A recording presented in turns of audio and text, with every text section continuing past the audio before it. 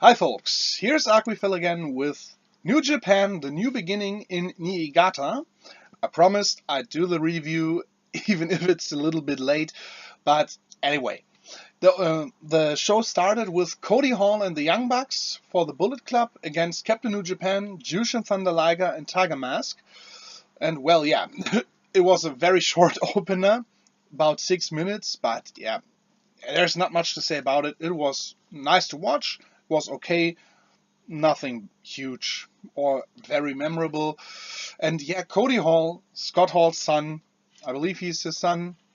Well, I gotta check that. Yes, it's his son. Well, he doesn't have the charisma of his father, and yeah, well, he's still relatively green, so still okay. An okay opener. In 6 minutes, of course, you can't really steal the show. The second match was reDRagon with Bobby Fish and Kyle O'Reilly, or consisting of those two, against Chaos, who had Goto and Katsushi Sakuraba in the ring. That was, again, a rather short match, still fun to watch. Again, nothing too memorable, but the difference in style that was shown by Kyle O'Reilly and Katsushi Sakuraba with their MMA or shoot style stuff, nice to watch and added a lot to the match. So this is how you can have an a 8-minute contest or 9-minute contest that didn't or does not mean that much, but is entertaining to watch. WWE should really look into how they could achieve the same, because often their short matches in the undercard are don't feel as complete as this match did. Then we had an 8-man tag match between TenKoji, Matt Sydal, Riccochet on one side, and on the other side David Finlay, Manabu Nakanishi, Ryusuke, Taguchi, and Yuji Nagata. And yeah, it was still, again, a rather short match with about 8 minutes, but there was a lot of fast-paced action going on. Everybody could show a little something. Nobody really shown or showed that, hey, I belong into the main event, but still everybody could show a little something.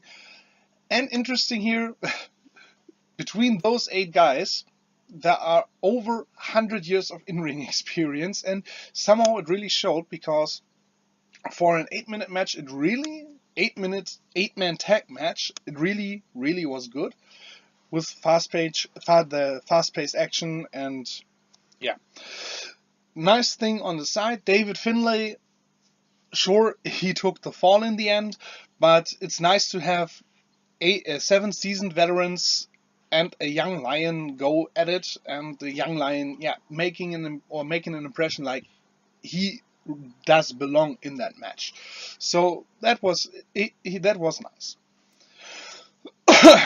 The next match was a tag team contest between Los Ingobernables de Japon, Evil and Tetsuya Naito, versus Jay White and Michael Elgin. Again, Jay White and David Finlay at the New Beginning in Osaka, they had a match against each other. And it's nice to see that they really go through with pushing or involving the young lions, and having them get ring experience or experience in the ring with much more seasoned workers. And well, the tag team match, it was nice to see Jay White in action again. He shows potential, even if he cannot show everything he got in about 8 minutes. But I gotta look into my notes here. Yeah, in the beginning, of course, with the Evil Tetsuya Naito tag team, we had a little bit of hardcore action, so share shots and stuff like that. It's part of their gimmick, they have to do that. And after that, Elgin, of course, showed his power again, because that's what he did. That's what he does. He shows off his power, and he is incredibly powerful.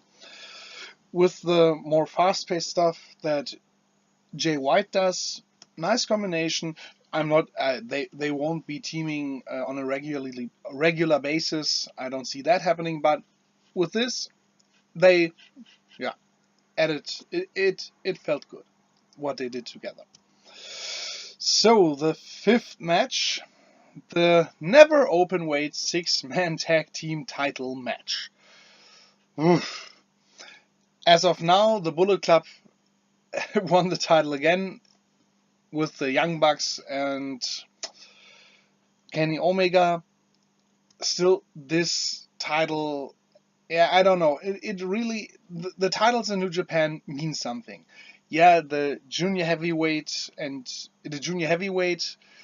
title is always on display. There are always good matches for the title. The junior tag team title match, title. Well, gotta be honest, it's mostly spot fest, but it always has a place on the card, and rightfully so. With the 6-man tag team title match, the never Openweight title. I don't know. I really don't know. Thus far, the title has almost no prestige, and well, the Briscoes and Toru Yano lost it to Bad Luck Fale, Tama Tonga, and Yujiro Takahashi in Osaka, and won it back right here just to lose it back to the Bullet Club a few days later.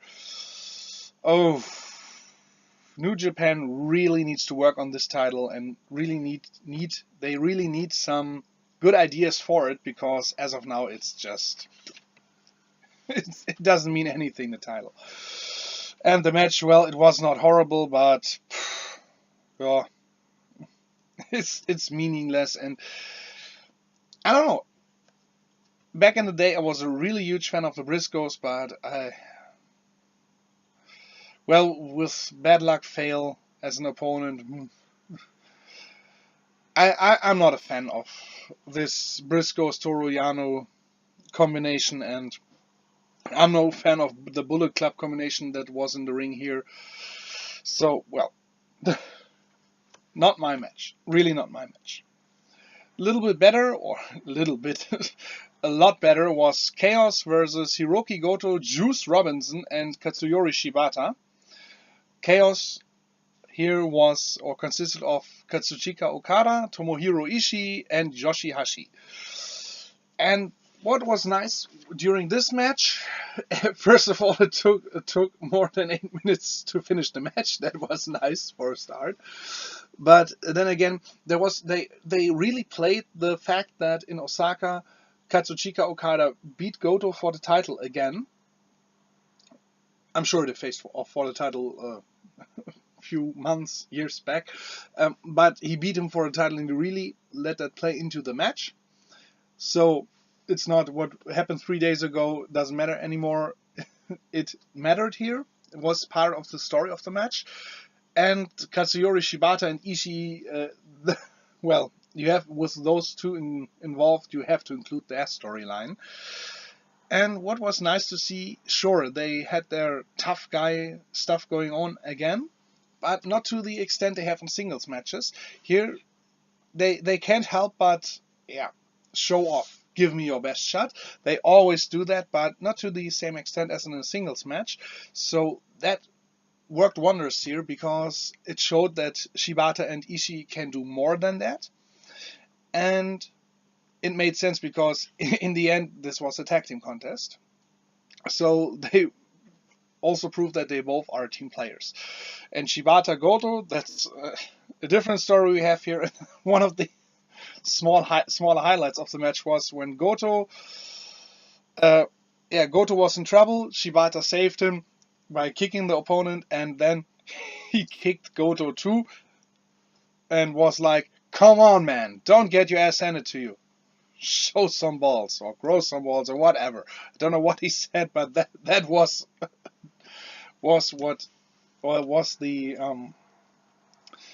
the feeling I got from this scene. That was fun to watch, and and with the whole story that Goto was defeated by Okada 3 days prior, was nicely done. Chaos taunted him. He had to endure a lot of stuff. Very good match. So that's how you have a nice mid-card match. Was really fun to watch. Was a good match. So then we had the IWGP Junior Heavyweight title match between Kushida and Bushi. And yeah, of course, the Los Ingobernables, the Japon interfered. And it was not really focused on high flying, more than technical wrestling versus the heel work, or the technical wrestling of Kushida versus the heel work of Bushi. So it was a nice junior heavyweight bout. Not great, and in my eyes, not the 4 stars in 1/4 Dave Meltzer or the Wrestling Observer newsletter gave the match, but in the end, still a good match. Nice to see, and it's always nice to see when junior heavyweight matches are not only about high flying, but about more technical wrestling. And in the case of Bushi, some pretty good heel work. Following that, we had the IWGP Tag Team title match. Great Bear Shield, the champions, Togi Makabe and Tomoaki Honma, versus the Bullet Club, Doc Gallows and Carl Anderson, who are headed to WWE. And well, I suppose it was their last big title shot they got on Great Bash, or from Great Bash Heel. And again, very nice match. And again, a Dome rematch. And the Bullet Club, of course, attacks Great Bash Heel before the bell rang. And well, Honma is the face in peril, and often it has to be saved by Togi Makabe or make the hot tag and Makabe storms in. It worked well, even if Makabe is not exactly the best guy to hot tag to, because he doesn't implode in the ring. When he enters the ring, he doesn't implode like some other guys do, although he certainly has the intensity and the skill. But well, in the end, still a nice tag team match. The whole face in peril stuff works. Tomoaki Honma is a tough guy, or is a tough guy in his own right. So, and Gallows and Anderson. Anderson always was a good wrestler, and Doc Gallows, well, he really grew in New Japan, and returning to WWE, well, back in the Straight Edge Society days, yeah, he was a powerful goon like Braun Strowman is now. Although Strowman is pushed way more than Gallows ever was. But I think he really found his place in New Japan, and if he is able to do the same stuff together with Carl Anderson he does in New Japan in the WWE, we have some serious contenders for the tag team gold in the future, nearer future. And then, of course, the main event after the underwhelming main event in Osaka, because somehow Goto, who in Niigata showed that he's not always an autopilot. He can show emotion. He really can make it work. It's sad that he didn't do that in Osaka against Kazuchika Okada. But yeah, after that underwhelming main event, here we have a very, very good main event, and great main event between Kenny Omega and Hiroshi Tanahashi for the vacated IWGP Intercontinental title. And well, Omega, of course, goes for the finish quite fast, doesn't work, and then it's back and forth and back and forth. It's very dramatic, and of course, my notes fall apart here. And then, of course, the Bullet Club gets involved from the outside. And yes, still not in an NWO kind of way like I criticized in my Starrcade review. They do it in a like real heel work and not always the same we cheat our way. They influence the match, but they don't decide it, because that would weaken Kenny Omega's performance, as he really did great here. In my Tokyo Dome show, so the Wrestle Kingdom yeah, Wrestle Kingdom 2016. I don't really know which Wrestle Kingdom it was. 2016. I still criticized him for part of his heel work. He often comes off as a little bit goofy. Here, he was dead on. And yeah, as the new leader of the Bullet Club, of course, he cannot really use his goofy antics as much because, well, it would weaken the stable. Here he is a full-blown heel. He really can make it work, and especially with an opponent like Tanahashi, of course. In the ring, the match really clicked. They both really clicked with each other. So nice back and forth action, a lot of drama, and in the end, Kenny Omega scores the upset and has the IC title. So I think, and I really hope that he and Tanahashi will face off again, because that match really wouldn't go as far as Meltzer apparently did with his almost 5 stars, 4 stars and 3/4. But great match, and definitely one of the best matches of the year thus far. Well, only 2 matches have been better this year, at least matches I've seen, and that was Tomohiro Ishii versus Katsuyori Shibata 3 days prior in Osaka, and of course the Dome Show main event between Okada and Tanahashi.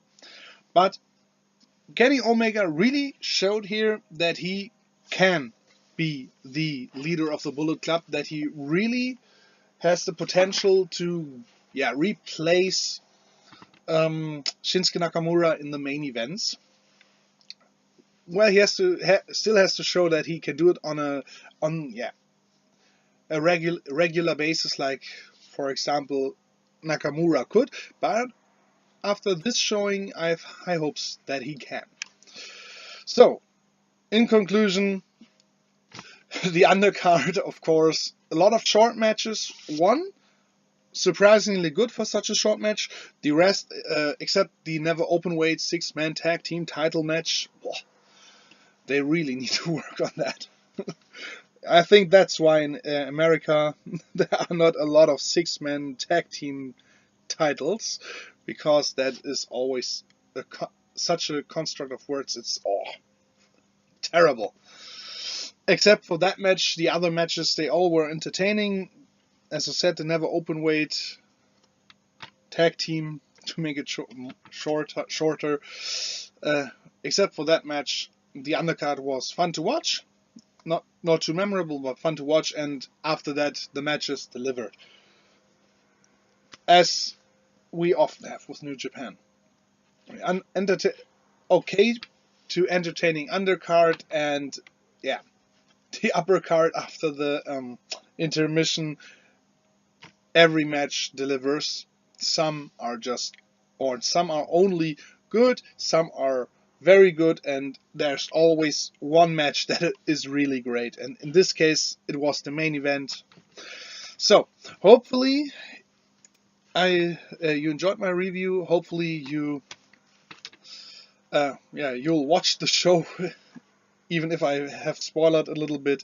Well, was on Valentine's Day, the show, so if you haven't watched it by now, do it. There's still time before the next huge New Japan show.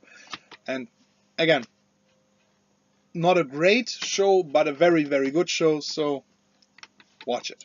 And tune in next time for my the best. We already had the worst main events, the 10 best WrestleMania main events, and if I have the time, even the 10 best street matches, although those are almost no-brainers, at least which 10 matches are included.